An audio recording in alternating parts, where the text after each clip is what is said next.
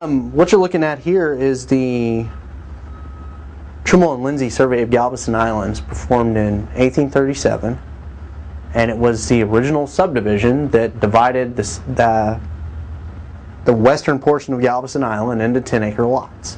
And it was done by who? Trimble and Lindsay. Was that a private firm? No, two men. Two men who worked for which company? Well, they did it on behalf of the General Land Office. So this was a General Land Office survey that was commissioned by, when you say General Land Office in Texas, you're talking about the Texas General Land Office? Yes, they were commissioned by the Texas General Land Office to divide the island into 10-acre lots. Wow. And when was this done? 1837.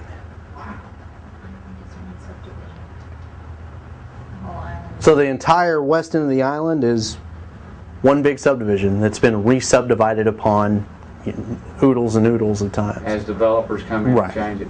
So how valuable is this data? Well, this map details the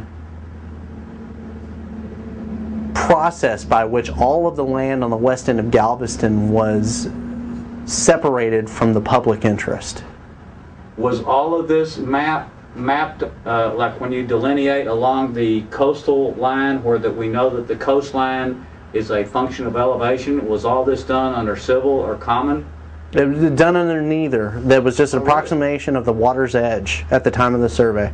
And how has that affected? Because I understand from talking to folks that the common law, civil law, and civil law grant lines vary on this island. How could that happen? It depends on the individual sale date of each lot. Wow. So if this lot was sold in 1838, it falls under civil rules. But if the lot was sold in 1841, it falls under common law rules. So that's where you get the delineation and the difference of the shoreline. And the difference in elevation between mean high and mean higher high is about what? It's minor. It's around the order of 1/10 of a foot. Varies by location depending on where you're at on the island. And so that variation in elevation, how could that differ in a horizontal, when you're laying out a lot that actually exists on the shoreline? The line could jump horizontally 8 to 10 feet, inland or seaward, depending on which way which grant line you're crossing.